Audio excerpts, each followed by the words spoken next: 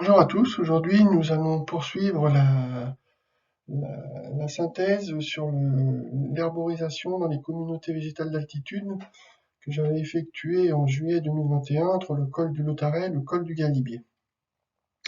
Donc la première partie de cette présentation, nous avions observé les plantes en bordure de Guyane, qui est la rivière qui passe dans les Hautes-Alpes. Et là nous allons monter en altitude, puisqu'on va monter au Galibier à une altitude de 2642 mètres. Au col du Galibier, on va pouvoir observer des plantes, des débris qui poussent dans des débris et des éboulis calcaires très fins de haute altitude.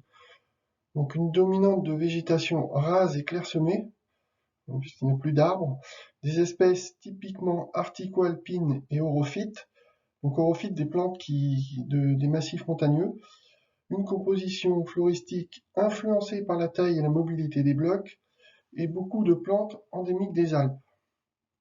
Là, on voit un peu la photo en fond a été prise au col du Galibier.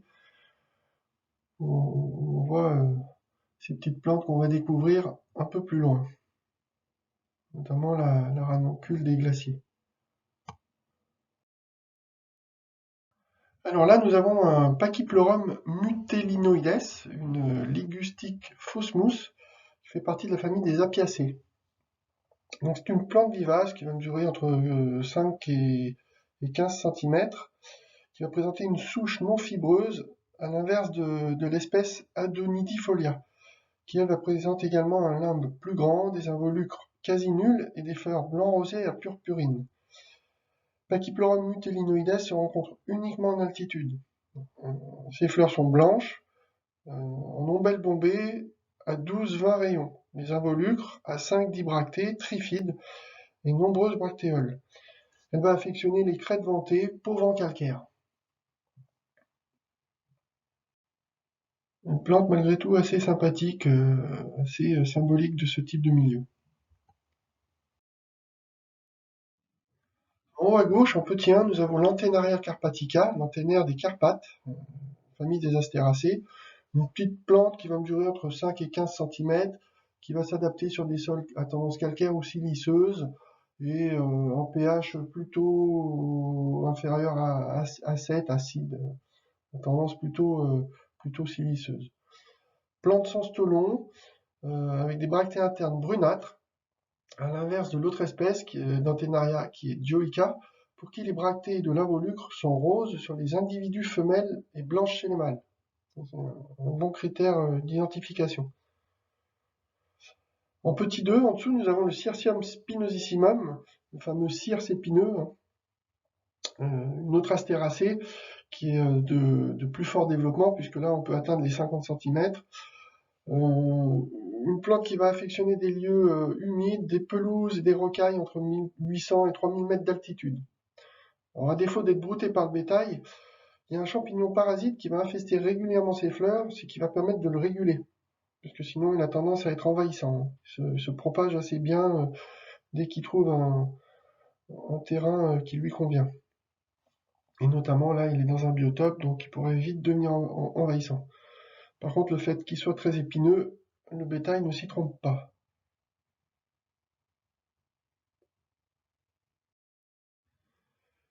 Petit érigéron uniflorus, la vergerette uniflore, entre 4 et 12 cm de hauteur, une plante typiquement de combat-neige. Donc une combat-neige, un milieu qui va être très enclavé, sur lesquels on va pouvoir observer l'été ces fameuses combats-neige.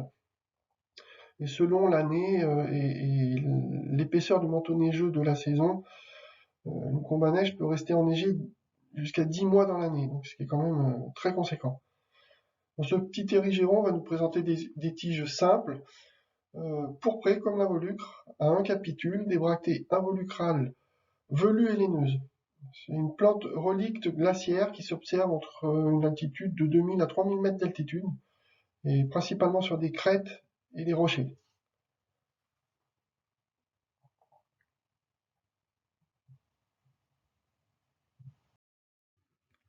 Homogène. Alors là, le stade d'ouverture de la plante au moment de la photo n'était pas optimum, mais bon, Et puis en plus, la mise au point, c'est pas faite sur le... Bon, on voit bien, on devine bien la plante quand même, on voit la base du feuillage. Donc l'homogine des Alpes, une astéracée, autre astéracée, entre 10, 20, 30 cm maximum, hein. Plante qui pousse aussi à Lubac, hein, donc au nord, l'Adret est dans le sud. Des taches subalpins sur des sols acides en présence notamment du rhododendron ferrugineum. Elle va présenter des feuilles arrondies et des capitules rose violacées. On devine la couleur des capitules sur la photo, même si elle n'est pas très nette. Et on devine un peu ce feuillage arrondi ici à la base de la plante, hein.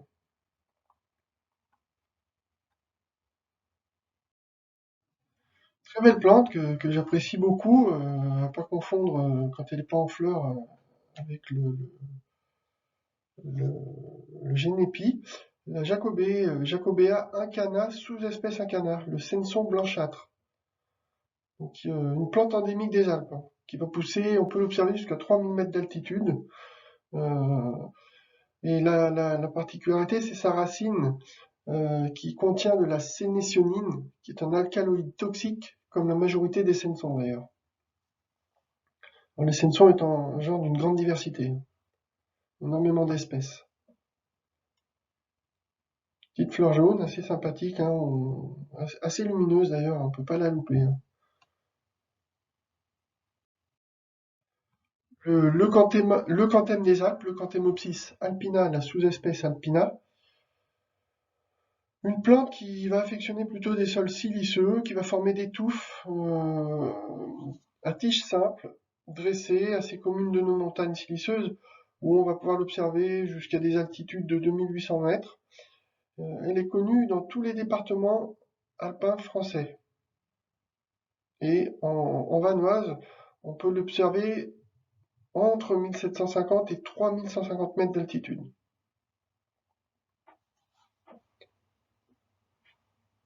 Un joli petit leucanthème, assez sympa.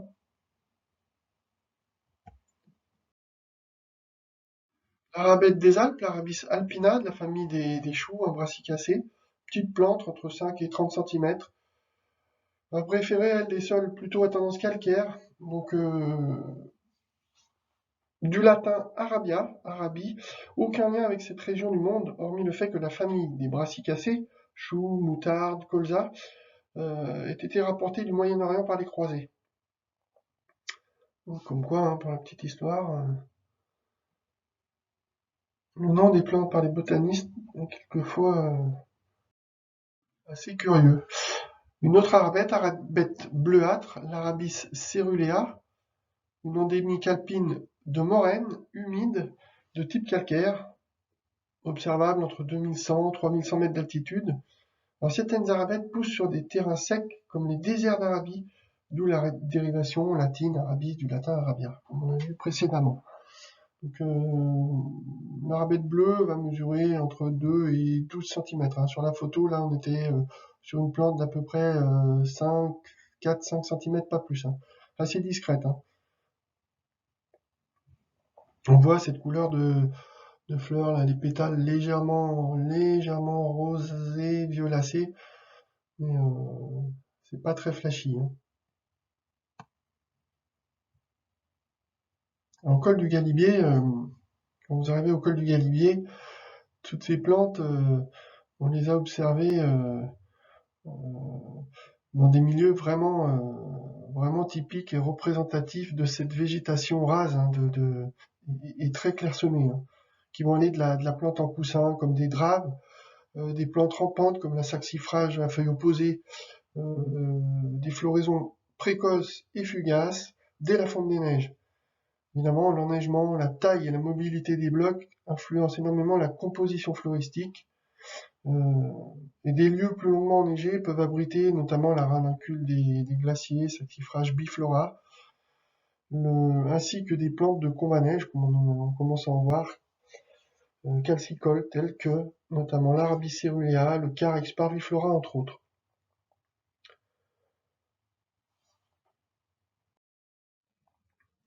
Une autre brassicacée, beaucoup plus lumineuse, Brassica repanda, la sous-espèce repanda, le chou étalé.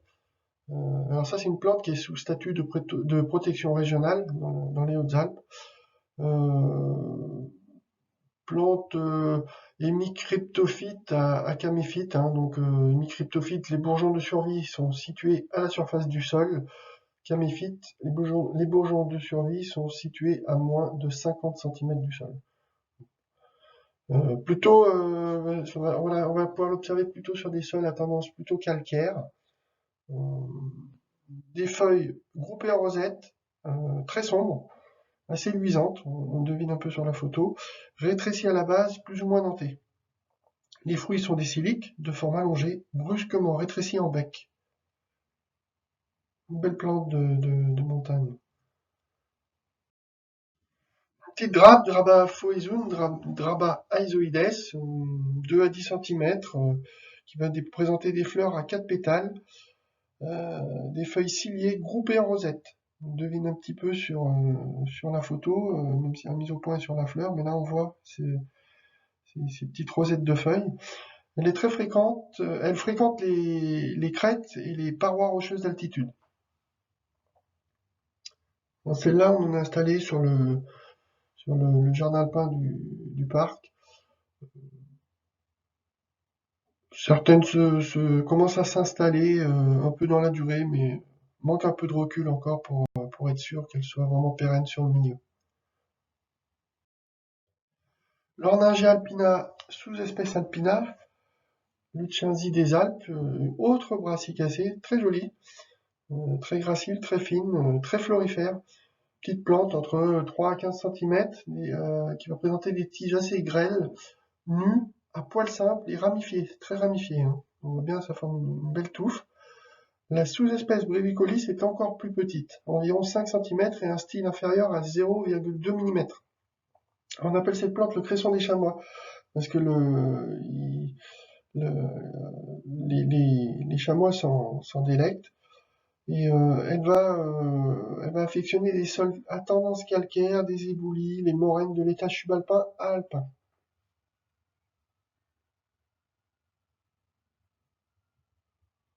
C'est vrai que à ces altitudes, il n'y a plus grand-chose à brouter, donc forcément les chamois, on devine un petit peu là, je ne sais pas si vous voyez en contrebas de l'orningia là, on devine des petites taches vertes là, c'est certainement de la saxifrage à feuilles opposées, hein.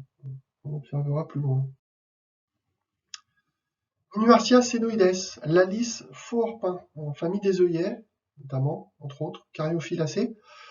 Une petite plante, on va être sur les 5 cm maximum, dont le port en coussinet est particulièrement adapté aux vents violents et aux températures glaciales des hautes altitudes. Ces fleurs vertes possèdent de grosses étamines blanches. On le devine bien sur la photo, c'est assez net, hein. Jolie plante, vraiment alpine, de ces plantes en coussin, au port en coussin d'altitude. D'adaptation au climat assez rude. Alors là, deux autres Caryophyllacées. En haut, on va avoir une Minuarcia verna, la Minuarcie printanière. Plante aux feuilles très fines, très fines, ne formant pas de touffe compacte, qui va plutôt pousser en sol calcaire. Alors ce genre, Minuarcia, est dédié à Jean Minuart, botaniste espagnol du XVIIIe siècle. Et en dessous, on a la fameuse Silena Cole, Silena colis, hein, qu'on connaît tous, qui reste une plante emblématique de ces milieux-là.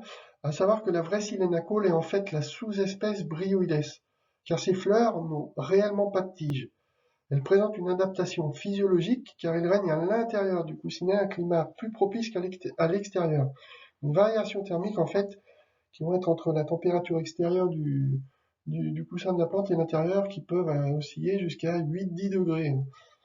Les feuilles mortes en plus vont enrichir la plante en éléments nutritifs et son coussinet ne cesse de croître pendant une centaine d'années, ce qui fait d'elle un véritable marqueur de l'évolution du milieu. C'est une plante qui peut vivre pour certaines touffes jusqu'à 600 ans, ce qui est énorme.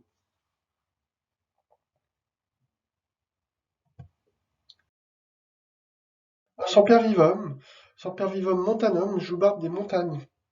Perpétuum qui va faire une hauteur de 5 à 15 cm, qu'on va pouvoir observer sur des sols à tendance plutôt siliceuse. Alors c'est une espèce qui s'hybride facilement.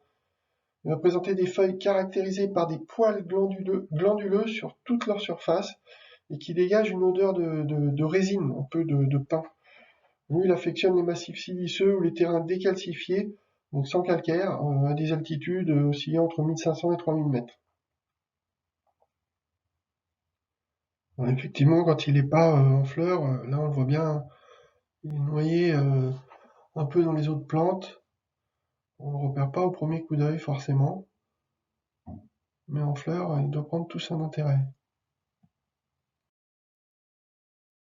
Les carex, un genre dont il y a beaucoup de représentants observés sur place. On en verra énormément entre le col du Galibier et les dernières parties de cette herborisation qui se feront plus tard sur les bas marais du col du Letaret. Il y a une très grande diversité d'espèces de carex, hein. Donc là, on en a une palette de 4. En petit 1, on va pouvoir observer Carex curvula, la sous-espèce rosae, la lèche du Mont Rose, en famille des cyperacées. Une plante qui est strictement basophile, donc des sols basiques alcalins.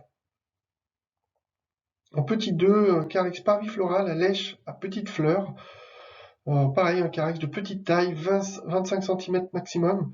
Lui, il pousse dans des combes à neige, mais on peut aussi le rencontrer sur des parois de haute montagne. Donc finalement, la plante s'adapte assez bien. Carex fétida en petit 3, la lèche fétide. Encore un carex des combes à neige aux inflorescences sombres en panicules denses. Et en dernier lieu, en petit 4, le Carex myosuroides, la Cobresia queue de souris. Une plante qui a formé des gazons assez denses sur des pelouses rocailleuses à des altitudes comprises entre 1700 et 3000 mètres d'altitude. Donc sa fleur fait penser un peu à son épillet, à des queues de souris. Bon, pourquoi pas. Un trèfle, ça pareil, un genre avec une très grande diversité, le Trifolium thali, le trèfle de Thalius, famille des fabacées. Un trèfle qui va être assez tapissant, on voit sur la photo qu'il a tendance à s'étaler, va mesurer entre 5 et 15 cm, il va affectionner plutôt des terrains calcaires. Donc lui, il présente des longs pétioles qui vont naître de la souche. Ses fleurs sont blanches à rosées et restent dressées après la floraison. On devine bien la couleur des pétales là, sur la photo de gauche. J'ai fait un petit focus sur la fleur.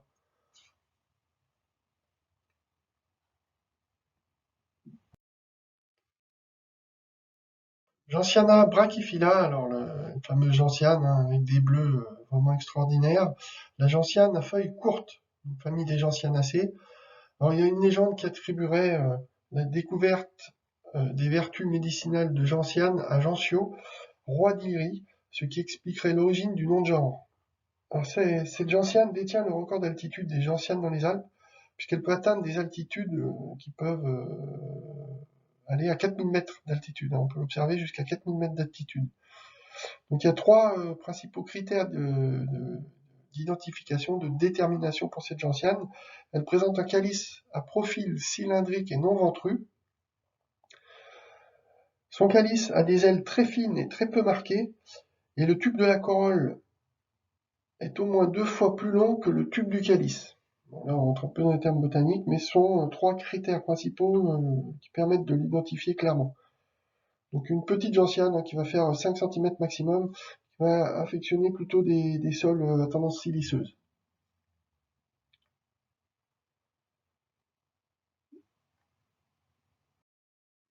Une autre gentiane, alors effectivement hein, les bleus comme ça ressortent très bien sur ces crêtes alpines, hein. La gentiane des neiges, gentiana nivalis, petite gentiane encore de 15 cm maximum, plutôt thérophyte, donc plante annuelle, à cycle annuel, hein, qui va parvenir à accomplir son cycle en quelques semaines. Elle présente des tiges fines et ramifiées, dressées. Donc elle est vraiment très très très jolie à observer, hein. Donc en fait, cycle annuel, hein, elle va se ressemer en place et elle refera un autre cycle au travers d'une autre graine.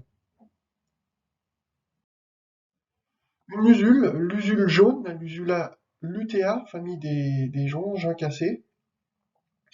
Une usule entre une douzaine, 12, 20, 25 cm maximum.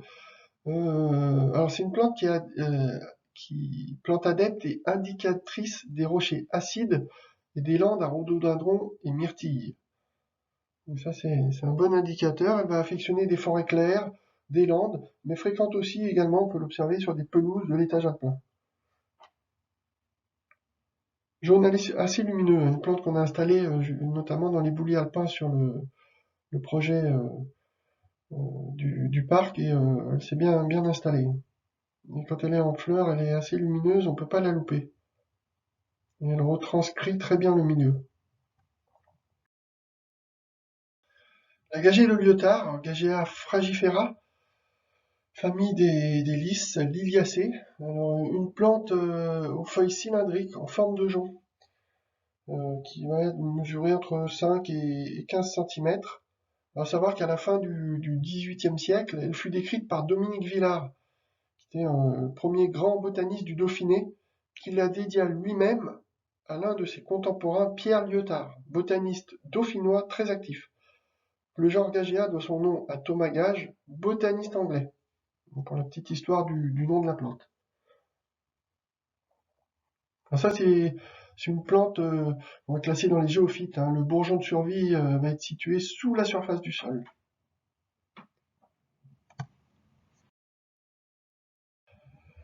Une orobancacée, donc Bartia alpina, la Bartie des Alpes.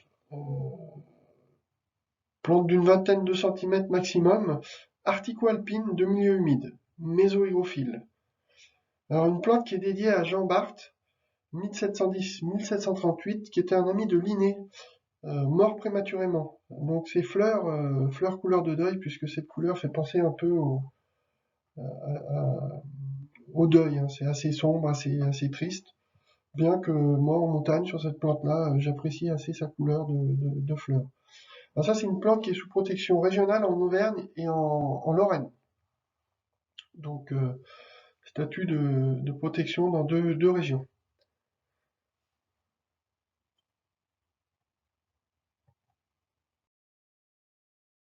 Une autre orobancacée, hein. Alors les orobancacées sont des plantes semi-parasites, hein, qui vont pousser, se cramponner sur d'autres plantes.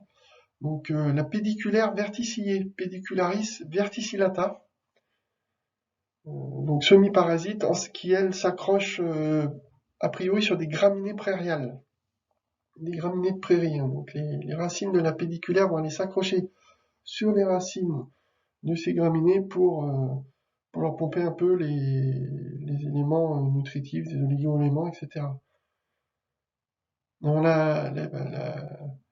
la Pedicularis verticillata va exploiter a priori préférentiellement la céclérie bleue, euh, à laquelle elle va emprunter l'eau pour survivre dans les pelouses ou les pentes trop sèches pour elle. Espèce en protection régionale en Auvergne. On est un peu sur les mêmes types de couleurs que la plante que nous avons observée avant.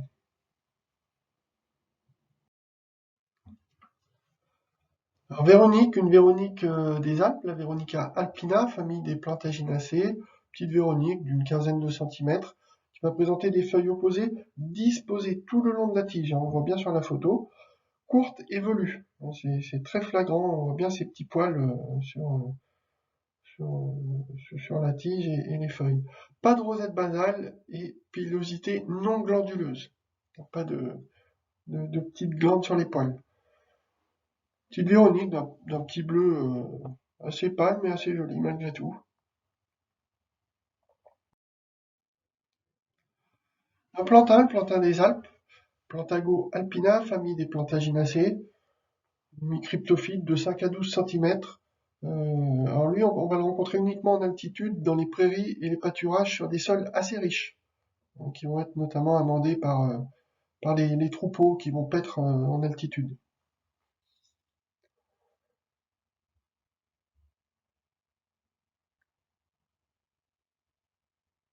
Alors, les plantains ne sont pas des plantes extraordinaires à observer, mais à savoir qu'ils font partie de la diversité de ces milieux où on est sur des plantes vraiment alpines. À savoir qu'au Lotaret, hein, je vous l'avais déjà dit, mais sur certaines zones, sur un maillage d'un mètre carré, on peut aller jusqu'à observer un global de 75 espèces, hein, ce qui est assez conséquent, hein. Très grande diversité.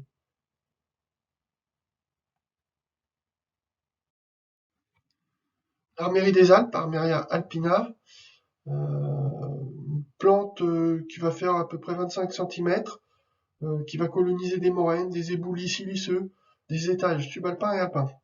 Armérie vient du celte armor, bord de mer, en lien avec le milieu de vie de certaines espèces que l'on retrouve sur les rochers de bord de mer qui sont battus par des embruns. Une jolie plante, hein, qui est assez sympa. Couleur un peu bordeaux, lit de vin, assez jolie.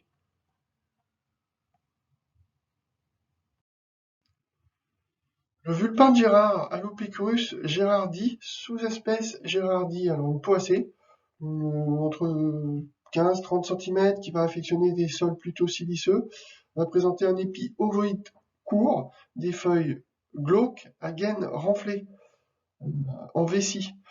Et c'est une plante typiquement des combats neige, hein.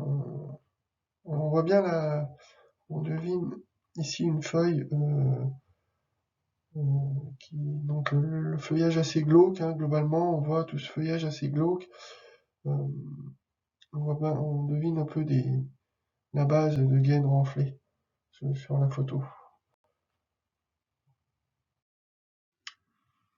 Fétuc violacé, alors je suis désolé, la photo est pas très nette, j'ai pas réussi à faire une mise au point propre sur la fleur de la plante, mais on devine malgré tout la couleur, hein, une jolie fétuc, hein, Festuca violacea, sous-espèce violacea, donc toujours poacée, hein. Donc ces épillets sont vraiment violet vif, hein, c'est vraiment flagrant, ça ressort assez bien.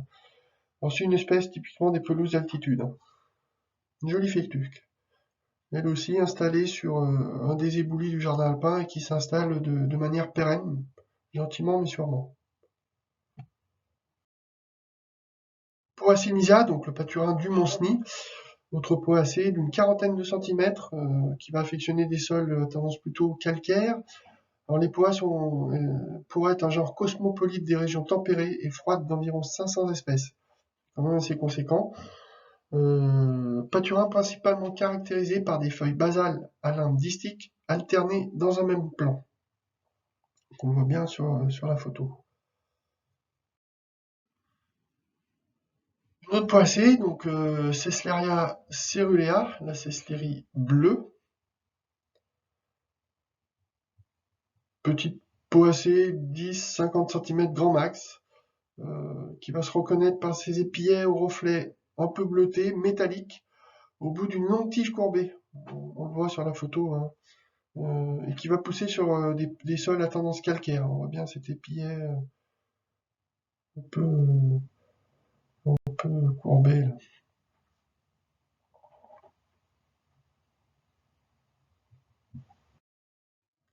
Polygale, très jolie plante, là, les polygales, un genre encore d'une grande diversité. Polygala alpina, la polygale des Alpes, famille des Polygalacées. Une petite plante qui va faire un maximum de 8 cm, assez tapissante, qui, elle, pour cette espèce, est exclusive de l'étage alpin.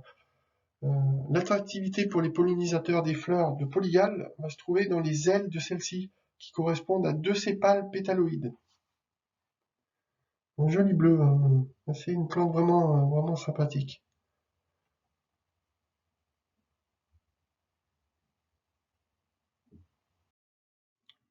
Une androsace de Briançon, Androsace adfinis sous-espèce brigantiaca, qui elle va avoir des feuilles étroites disposées en rosette à la base des tiges.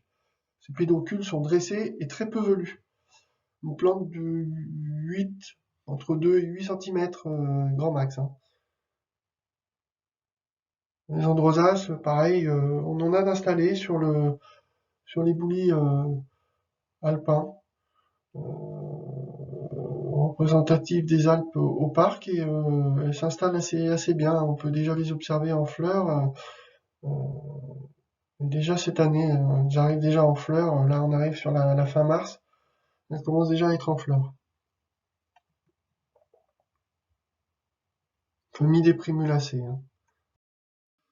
Une autre androsace, l'androsace à feuilles obtuses, l'androsace obtusifolia, plante plutôt de sol acide, aux feuilles s'élargissant du bas vers le haut, avec des bords ciliés. Alors ça, c'est une espèce qui est assez rare en Savoie, hein. Plante de 2 à 10 cm maximum, pareil, hein, floraison blanche, vitamine jaune.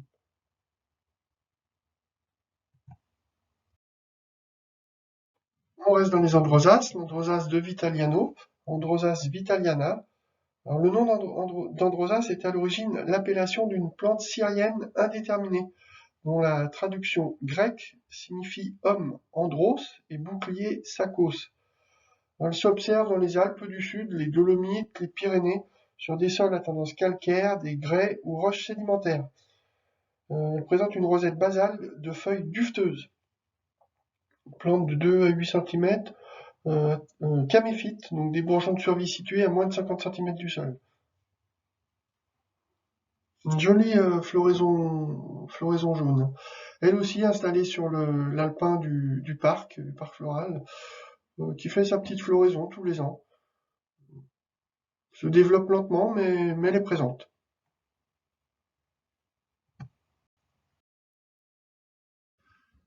Alors, la fameuse Anémone baldensis, l'anémone du Mont-Baldo, en haut à gauche.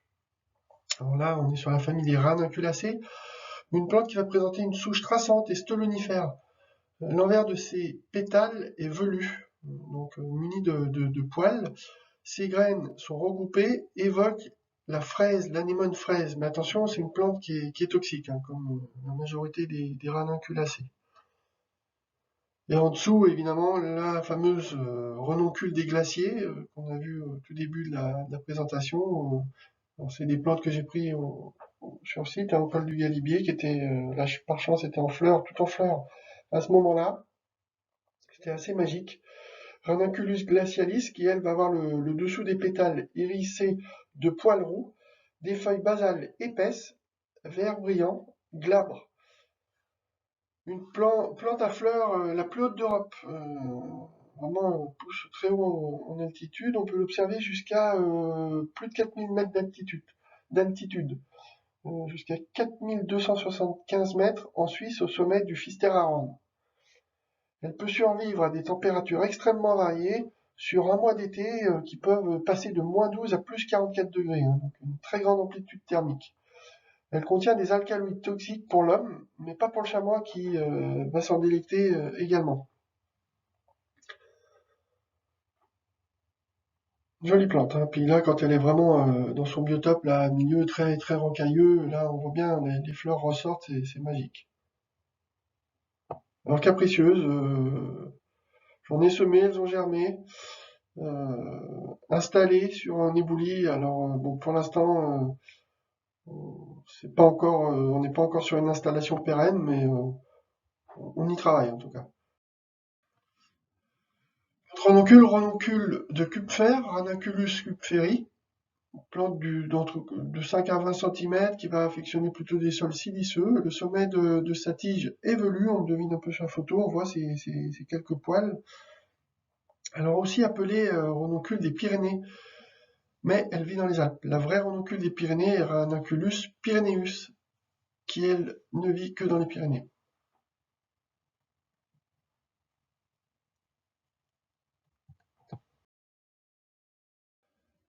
Alors un champignon algue, un lichen, puisque un lichen est une association entre un champignon et une algue, donc celui-là se nomme Rhizocarpon geographicum, parfois appelé lichen géographique.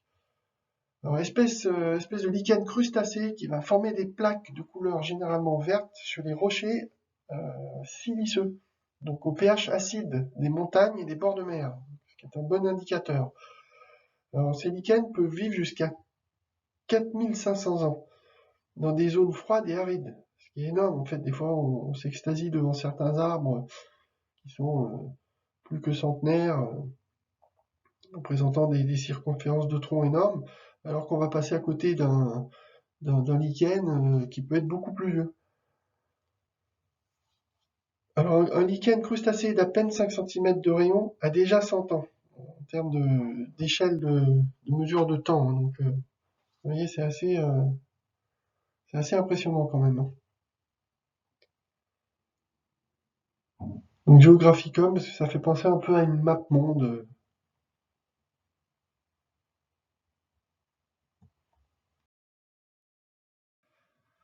De jolies plantes aussi, donc en haut à droite on a la fameuse dryade à 8 pétales, Dryas octopetala, famille des rosacées, une plante qui ne va pas forcément présenter 8 pétales sur toutes ses fleurs, plante arctico-alpine, pionnière des étages subalpins et alpins, qui peut être parfois nommée chaînette en non vernaculaire, en rapport à ses feuilles qui vont rappeler la feuille du chêne. On le voit sur la photo, on fait penser un peu aux feuilles du chêne. Alors ça, c'est une plante qui est sous protection régionale en Auvergne et en Franche-Comté. Alors pareil, pour en avoir semé pour le projet Alpin au Parc, ça germe assez facilement, ça se repique bien, on en a installé pas mal, elles s'installent de manière pérenne et fleurissent, nous gratifient de leur floraison tous les ans. Donc une plante assez facile de culture. En dessous, on peut observer une floraison jaune, la floraison jaune de la Benoîte des montagnes, Geum montanum, alors du grec guen, faire goûter, goûter, parfum de clou de girofle des racines. A priori, les racines dégageraient un parfum de clou de girofle. C'est une plante qui est mellifère, acidiphile, une espèce qui ne présente pas de stolon, non stolonifère, à l'inverse de réponse, de Geum réponse, qui elle, l'espèce va être stolonifère.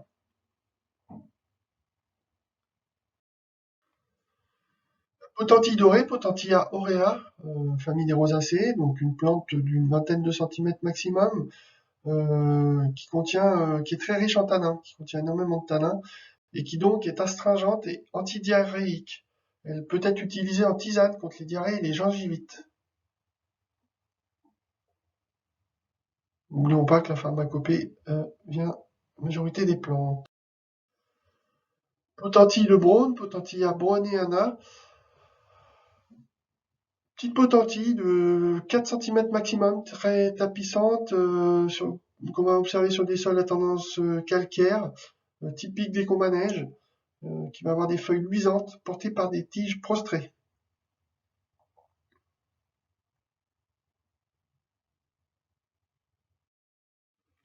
Sibaldia, Sibaldi couché, Sibaldia procumbens, fait partie de la famille des rosacées.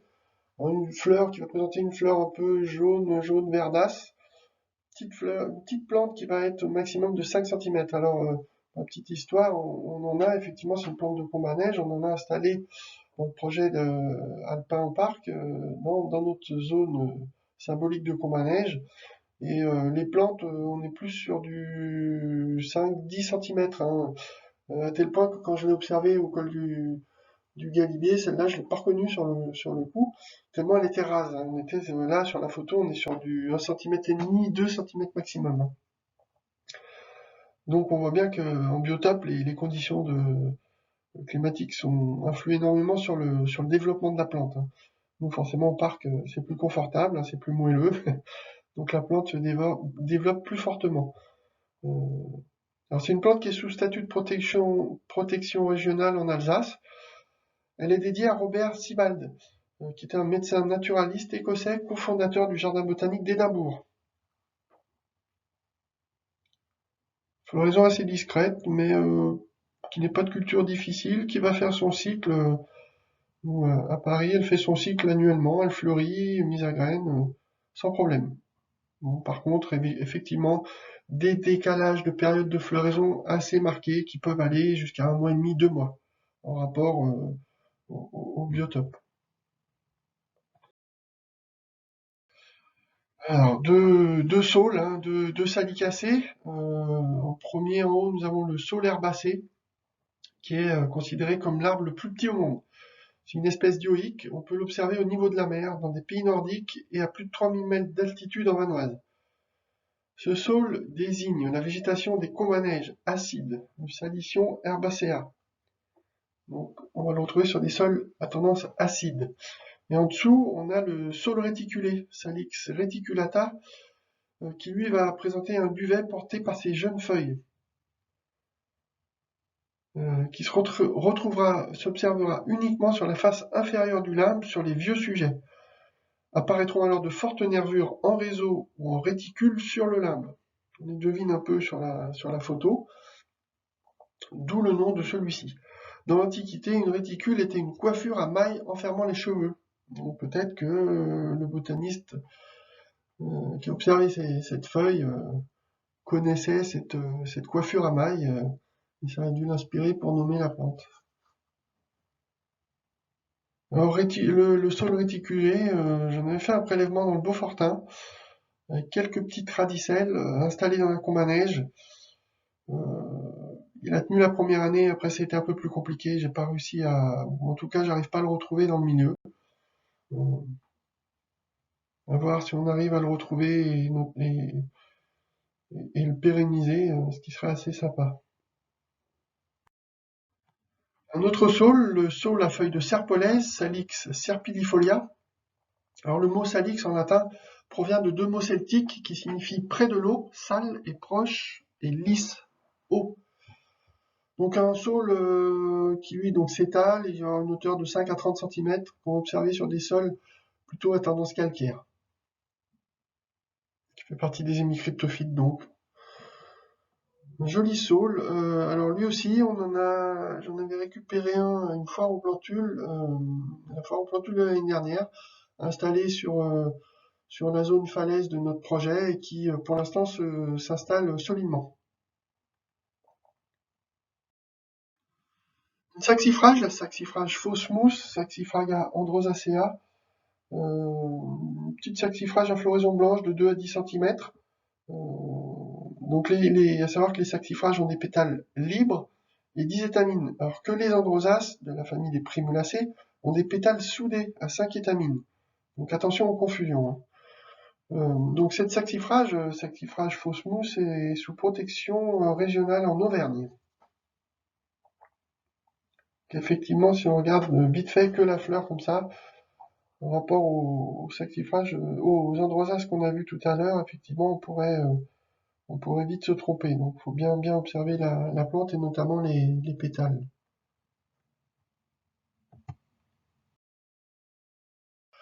La saxifrage à deux fleurs, Saxifraga biflora, qui est une espèce héliophile de pleine lumière sur des sols humides calcaires. Elle va pousser sur des pierriers, des éboulis mobiles, des moraines, pauvres en végétation. C'est une plante qui est assez rare, sous protection en région PACA. Donc là, on est sur de la petite plante de 5 cm maximum, caméphite, donc bourgeon de survie situé à moins de 50 cm du sol. Là, sur la photo, la plante mesurait environ 2 cm grand maximum. C'est très petit, très discret, on la voit à peine.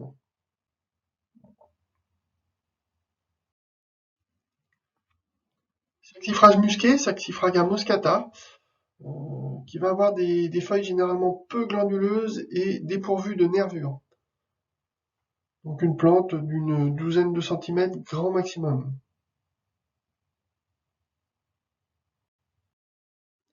Alors celle-là est très très jolie, hein, la fameuse saxifrage à feuilles opposées, Saxifraga oppositifolia, avec une jolie floraison rose.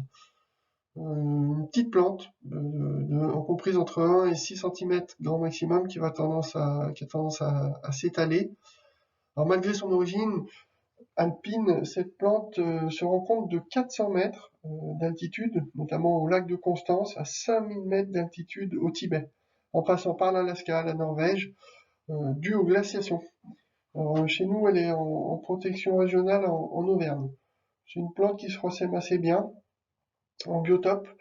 Vous en avez énormément, moi j'ai pu l'observer donc là sur site au Galibier, j'en ai observé énormément dans le Beaufortin, en Vanoise, notamment dans la zone du lac des Vaches où vous en avez des touffes énormes et quand c'est en fleurs c'est assez magique, hein. Alors pareil, deux plants installés sur notre projet alpin au parc. Pour l'instant, la plante s'installe assez bien, se pérennise assez bien. Pour l'instant, n'a pas encore été gratifiée d'une floraison, mais on a bon espoir.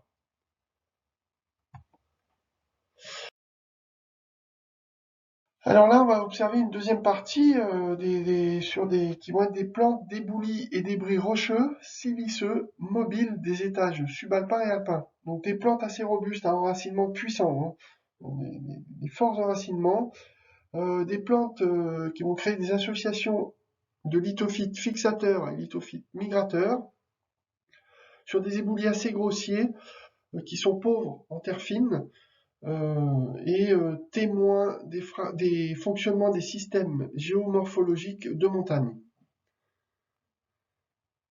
Donc là, on va pouvoir observer des plantes vraiment alpines, vraiment extraordinaires. Euh, donc là, quand vous arrivez au col du Galibier, hein, vous savez, on l'a vu plus d'une fois au Tour de France, ils font tous la photo. D'ailleurs, sur place, il y a un vélo symbolique du Tour de France. Donc en fait, vous avez pour la photo le vélo dans le dos, et en fait, ce que vous regardez en face, bah, il y a un petit chemin. Dans cet éboulis, il faut faire attention, c'est assez casse-pattes. Et là, vous montez sur 200, 300 mètres grand maximum, et là, vous observez une diversité incroyable, avec des plantes très rares et très belles. Et finalement, les touristes n'y vont pas, ils s'arrêtent au col pour faire la photo. Et là, du coup, c'est très bien, on est tranquille, et les plantes ne sont pas saccagées. Par contre, il faut faire attention, on peut vite faire une mauvaise chute, c'est très friable. Alors là, on a observé tout de suite en bord de route, là, un Doronique à grandes fleurs, le Doronicum grandiflorum, une belle floraison jaune. Alors le nom Doronique vient de l'arabe Doronij, qui signifie poison de léopard. Pourtant, c'est une plante qui n'est pas vénéneuse. Anciennement utilisée comme tabac en Suisse, la plante contient un jus sucré qui régale les chamois. Elle va présenter des feuilles alternes, pétiolées. Alors ne pas la confondre avec l'arnica. Donc là, pleine floraison, c'était assez sympa, hein. Plante qui va être à peu près entre bon développement, hein, 30-40 cm en fleurs. Une belle touffe. Alors en dessous, la saussurée des Alpes, alors, qui n'était pas encore, on voit les bourgeons en formation, mais qui n'était pas encore à l'apogée de sa floraison. Donc Saussurea depressa, qui est une plante endémique, elle, des Alpes du Sud, donc qui va présenter un feuillage velu dans sa globalité. Les fleurs sont de couleur rose-pourpre, à ne pas confondre avec la Saussurea alpina, qui elle est plus grande et moins dufteuse. Donc ça, c'est vraiment un indice de détermination.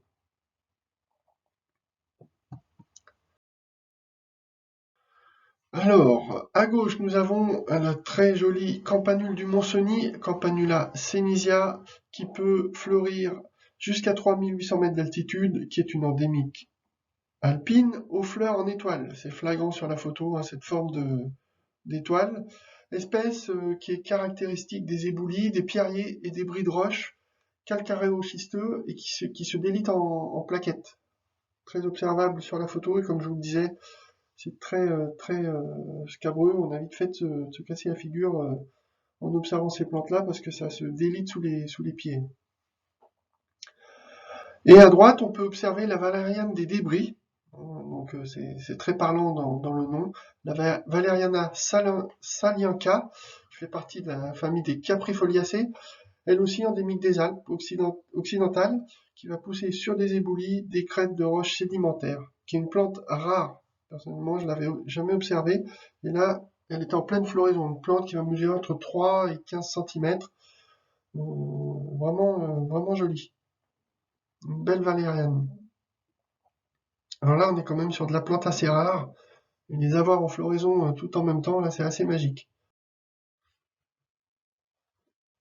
Petit céreste, le céreste à large feuille, Cerastium latifolium, une Caryophyllacée, donc encore de la famille des œillets, une espèce d'éboulis alpin plutôt calcaire, qui va présenter des tiges et des feuilles velues, des pétales échancrés, blanc pur. Une belle, euh, une belle caméphite, hein. Lernæria alpina, lernère des Alpes, autre Caryophyllacée, qui est un genre paléotempéré, originaire des contrées de l'Ancien Monde, Europe, Asie, Afrique australe, qui a une extension andine d'environ 45 espèces.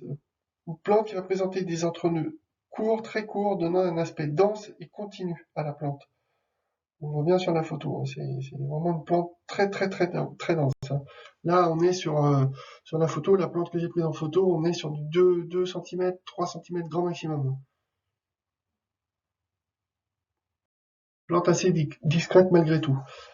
Alors, une fabacée, l'Oxytropis fétide, Oxytropis fétida, une plante qui va être velue, qui va présenter des feuilles composées de 10 à 15 paires de folioles. C'est très net sur la photo, qui vont dégager une odeur désagréable, et cette odeur est dégagée par des petites glandes visqueuses qui sont situées sur toute la partie aérienne de la plante. C'est ce qui permet qui est un caractère d'identification, qui permet de distinguer cette espèce des autres espèces d'Oxytropis. Donc cette espèce est sous protection régionale en Rhône-Alpes. Donc une plante qui va mesurer entre 3 et 15 cm, qui va pousser sur des sols à tendance calcaire. Floraison blanche, jolie plante.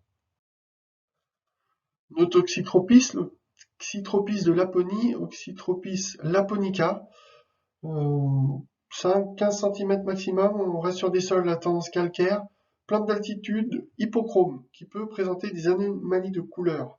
Les fleurs peuvent être plus pâles.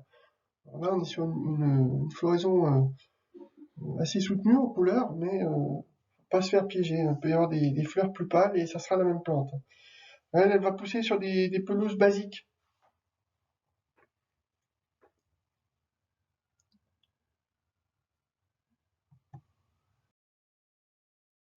Très belle Véronique, la Véronique des Rochers, Véronica fruticans, qui va avoir un développement compris entre 5 et 15 cm.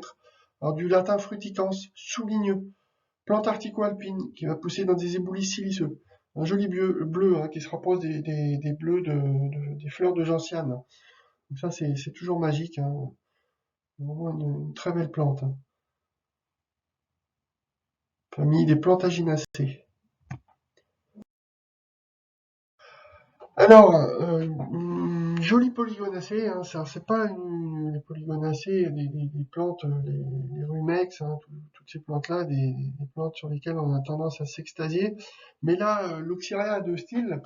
Pour moi, il sort vraiment du lot, hein. L'Oxyria digina, qui va être notamment la polygonacée, la plus petite et celle qui pousse le plus haut en altitude. On n'en observera pas d'autres de la famille à ces altitudes-là. Alors oxy veut dire acide en grec, et digina vient du grec di, qui veut dire deux, et guné, femme, en rapport aux deux styles de la fleur. Alors les pigments rouges, de couleur rouge, qui colorent la plante, la protègent aussi des ultraviolets. Alors ça, c'est une plante qui se ressème assez bien. Nous, on l'a installée de pieds mis en culture dans notre partie technique au parc. Je les ai mis en place après repiquage, rempotage, directement dans les éboulis. Et ils ont fleuri et se sont déjà ressemés spontanément dans le milieu. Et c'est vraiment selon la lumière, le soleil. Il y a toute une nuance de couleurs, de vert, de bordeaux, lit de vin, qu'il faut ressortir cette plante-là, et elle est vraiment très sympathique. On va affectionner plutôt des sols à tendance siliceuse. On va être sur un développement compris entre 5 et 20 cm, une jolie plante. En tout cas, qui pour moi est vraiment la plus belle des polygonacées. Là, évidemment, on est sur la plante Graal, hein, la fameuse Androsas helvétique, Androsas helvetica, famille des primulacées. Donc une petite androsace en coussinet ou pas en coussinet, qui va mesurer de 1 à 5 cm, qu'on va observer sur des sols à tendance plutôt calcaire, qui, alors attention, est sous protection nationale, donc on ne touche pas la plante. Alors, elle se distingue d'Androsas pubescent, la variété pubescent, par un coussinet beaucoup plus dense, des feuilles qui vont mesurer entre 2 et 4 mm au lieu de 10 mm pour cette dernière, donc pour pubescent. Elle va affectionner des rochers calcaires, escarpés. Elle va présenter une racine pivotante qui va lui permettre de résister à la sécheresse et au froid intense. On peut l'observer jusqu'à des altitudes allant jusqu'à 3000 mètres. Donc là, elle était en fleurs à ce moment-là. Donc il y en avait tout un spot hein, d'une vingtaine d'individus faciles. Et là, c'est vraiment le clou du spectacle. Très, très, très belle androsace. Savoir que les androsaces, dans les années à venir, avec l'impact du réchauffement climatique, je pense que ce genre et ces espèces-là vont avoir beaucoup de mal à s'adapter.